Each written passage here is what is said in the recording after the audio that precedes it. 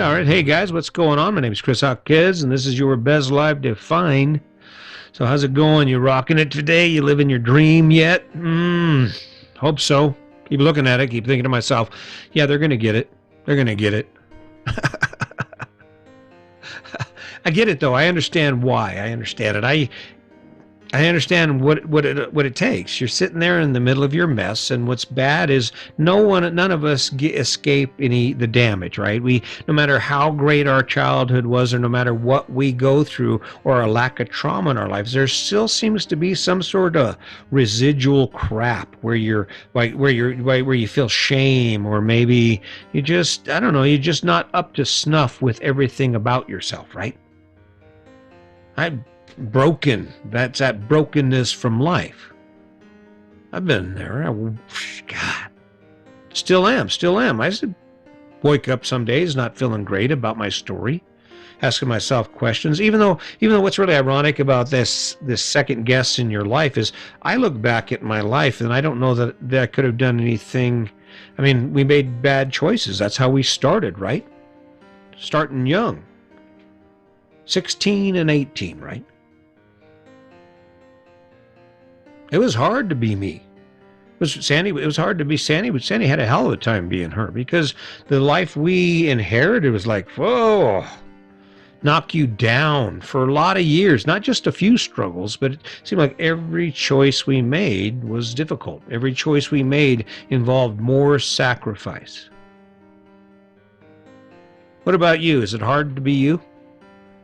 You wake up every day and you look at this package you call your life, and you're saying, God, why in the hell did I pick this? Of all things, of all the things you can pick in your life, and you end up with this. that shit makes it hard. Makes it hard, right? What are you going to do about it? All right. I'm not telling you you're right or wrong. I'm just saying, when you take a look at your life and how it feels to do the things you do, and you struggle every day, what can you do about it to make it a little better, a little easier? Depending on where you are, the choice might not make it easier, but it will make it better. Right now, I'm not in the position to where I'm losing a lot of stuff, because I don't own anything. I own my fifth wheel and a 1-ton truck and a 5x10 storage unit, and that's my entire life. But if it's hard to be you, to be where you are, in the end, you're the only one who's going to change it. In the end, you're the only one who's going to be able to say, okay, this is where I am, and this is where I plan to be. See, the mistake we make, or what's been sold to us, is that we're the only ones who are suffering. Oh, yeah, I'm the only one. I'm hungry. I don't have a job. I don't know what the future holds, and I don't have any skills.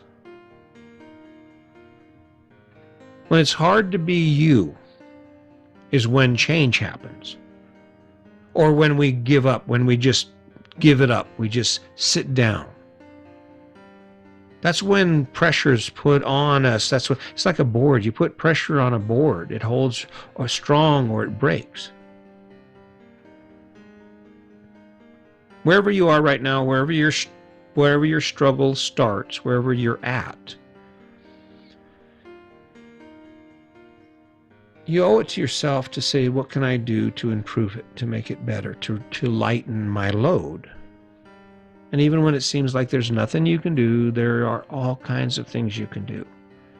You can step into ideas about what's possible, about directions you've never thought about going. You can learn some things about things that you don't know anything about, possibilities. And you start by asking yourself, who am I? Who am I? And more than that, who do I want to be? Not based on what the world expects, because I'm telling you, I'm 59 years old, and with the idea of what people think of what I do and my effort and all of the things I produce, it's still a really powerful thing in me. It drives a lot. I can't imagine what it would be like to be 35, busting your ass, feeling like you're never catching up, like you're never going to catch up and be accepted by somebody. I get it. I get it. That's why I keep showing up. Keep showing up, because there's a way out. This is a way out. This is a path out of what you face every day. This is the path to adding something better to your life.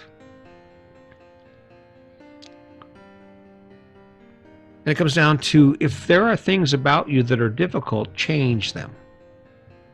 If it's hard to be you in any given area of your life, then go ahead and step beyond it. Leave something behind, add something better to the mix, right?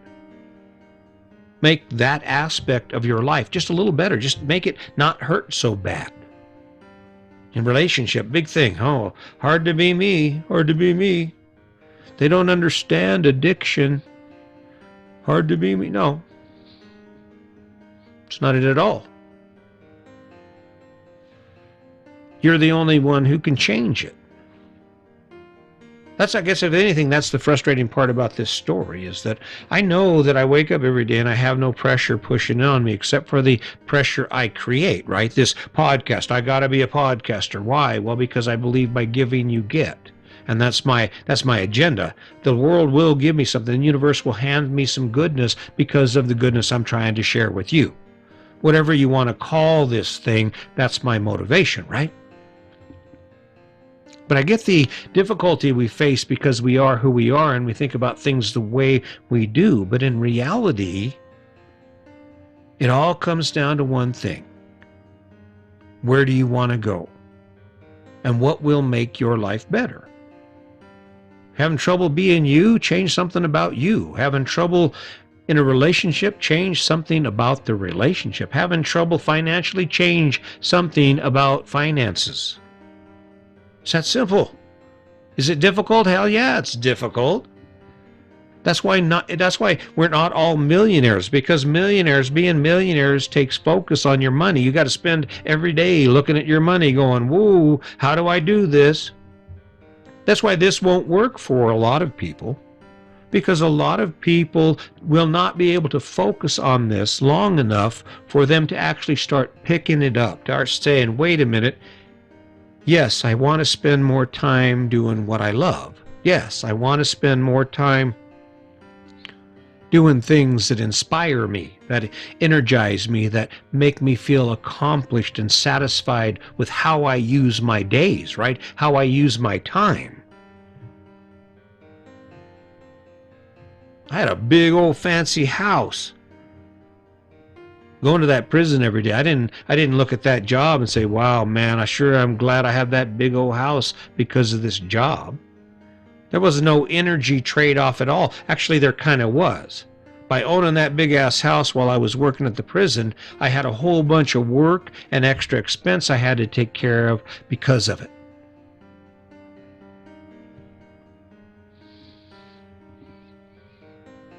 Had I changed my thinking, I would have been able to fish more, mountain bike more, spend more time with my wife, backpack more, spend time with my dad. There'd have been so many things I could have done, I would have had access to, had I not chosen that big property simply because everyone else is choosing big properties. Man. And then, of course, let's talk about this. So it's hard to be you. You've got all this baggage from your childhood, and now you're an adult, and you still got all this baggage. If you're actually motivated, I'm not sure. Maybe I might be wrong on this, and there might be some people who disagree with this, but I don't honestly think that feeling of inadequacy is necessarily a bad thing. not good enough or not smart enough or whatever it is. I know we seem to think that is a character flaw, but I think it's innate to who we are to not be satisfied. And the reason I say this is because if we were satisfied or able to, or that desire to be satisfied, then we would never have invented the wheel. We would never have invented flight. We never would have created the computer or this whole technological wonder, right? No matter where you are in your life, you're never going to be content. There will always be something you want to learn, a direction you want to be, something you feel like you're missing out on. And I don't know for sure that you can even control that. Even I'm retired and I should be able to do anything I want. And here I am busting my ass doing a podcast for people, most people I will never meet, right? Well, you got to do something. You got to do something. You got to take that energy in a direction that actually adds value and makes it a little easier for you to be you. The reason I can say this podcast makes me happy and it's my thing is because I don't have any other pressure. I don't owe anybody. We're debt free. I don't have any obligations. We're both retired and life is good, right? But it wasn't always that way. And it was only when I started changing things in my life so that my life wasn't so hard, that being me wasn't so difficult, that I've been able to do this, that I've been able to focus my time on doing things that inspire me, that add value and creativity to my life, and more than that, to make my life better. Because it's not happiness you should be searching for. It's contentment. So, I don't know. I'll tell you what, I keep going on this and I keep talking, keep sharing up only because at some point something's going to click here. Either I'm going to change how I'm delivering the message or maybe you're going to change how you're hearing it. But eventually this thing's all going to come together in one big culmination and people are going to get it. We're going to get it together. Is the story perfect? No, not even close to being perfect. But yeah, I'm going to keep working on it to try and take the edges off and make sure that your time spent here has been worth it. So keep that in mind. Be kind, and as always, just remember, today's your day. Make it a good one.